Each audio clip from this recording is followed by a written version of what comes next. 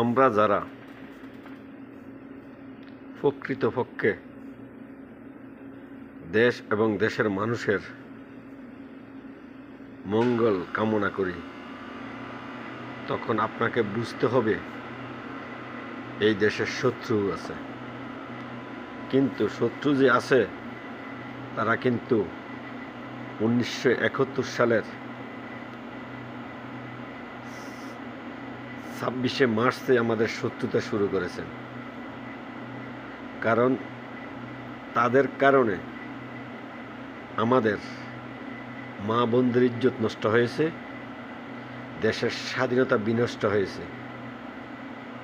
কারণ পাকিস্তান 2000 কিলোমিটার দূর থেকে এসে আমাদের দেশে কে কোন পার্টি করে এটা জানতো না।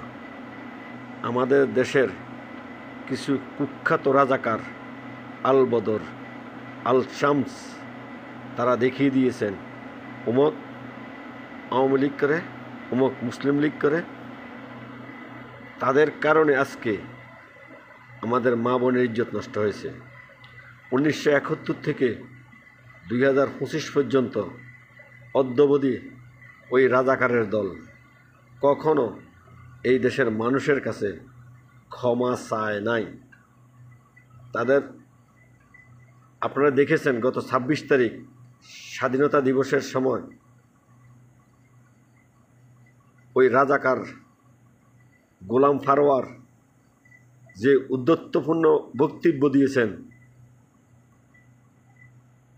বাংলাদেশের মানুষের উচিত তাকে বয়কট করা না, তাকে রাজনীতি থেকে দূরে সরিয়ে দেওয়া।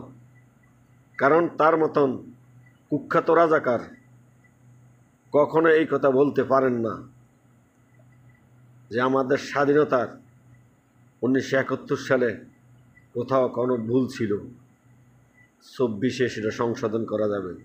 আর 24 তো এটা একটা কি, 24 কি স্বাধীনতা হয়েছে? 24 একটা স্বৈরাচারকে আমাদের দেশ থেকে বিতাড়িত করেছেন। এই হলো 24। আর 1971-এ দেশ স্বাধীন হয়েছে। স্বাধীনতার সাথে যদি 24-কে মিলায় তাহলে সে বোকার স্বর্গে বাস করে। কারণ 24-24-এর জায়গায় আর 71-71-এর জায়গায় ওইখান থেকে শিক্ষা নিতে হবে। ওইখান থেকে শিক্ষা নিতে হবে। না হয় 71 যখন ভুলে যাবেন তখন আপনার স্বাধীনতা বিপন্ন হবে, সার্বভৌমত্ব বিপন্ন হবে।